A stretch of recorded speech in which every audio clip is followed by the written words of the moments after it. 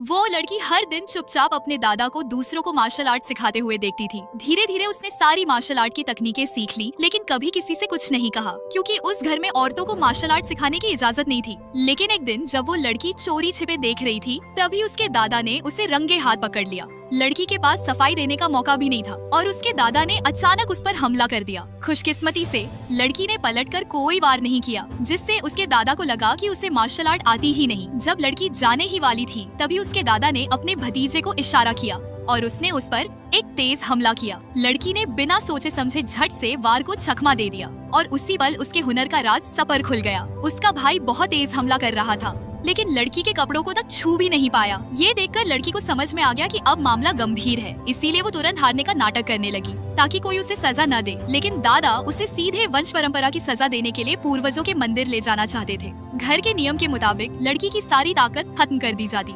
लड़की गिड़गिड़ाती रही, पर बुजुर्गों ने नियमों के आगे किसी की नहीं सुनी। और लड़की की माँ तो सिर्फ इसीलिए मारी गई थी क्योंकि उसे कभी मार्शल आर्ट सिखाया ही नहीं गया था और वो खुद को बचा नहीं पाई। ये सोचकर लड़की ने गुस्से में आकर अपनी रस्सियाँ तोड़ दी और रोते हुए चिल्लाई, अगर मेरी माँ को मार्शल आर्ट आती होती तो आज वो जिंदा होती। उसकी ये बात सुनकर दादा भड़क उठे और एक जोरदार मुक्का मारा, जिसे लड़की ने पूरी ताकत से रोक लिया। हर कोई सन्न रह गया। वो अपने दादा से लड़ने ही वाली थी कि तभी एक गद्दार चाचा, जो कभी उसी घर का हिस्सा था, एक पूरी टोली के साथ लड़ाई के लिए आगे आ गया। फिर क्या था, घर के आंगन में जमीन हिल गई।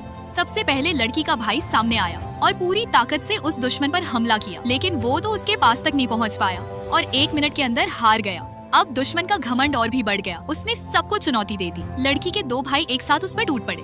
उन्होंने अपना पूरा जोर लगाया, लेकिन फिर भी हार गए। अब वो दुश्मन और भी घमंडी हो गया। उसने तो अब लड़की के दादा को भी चुनौती दे दी। यह देखकर लड़की तुरंत अपने दादा के सामने आ खड़ी हुई। वो कहना चाहती थी, ये लड़ाई मैं लड़ूंगी, लेकिन दादा ने उसे एक थप्पड़ मार दिया, क्योंकि उन्हें डर था कि कहीं उनकी पोती को चोट न लग जाए। तभी दुश्मन ने अचानक हमला कर दिया, पर इस बार लड़की ने उसे आसानी से रोक लिया। अब वो सबको दिखाने वाली थी कि वो कौन है और क्या कर सकती है।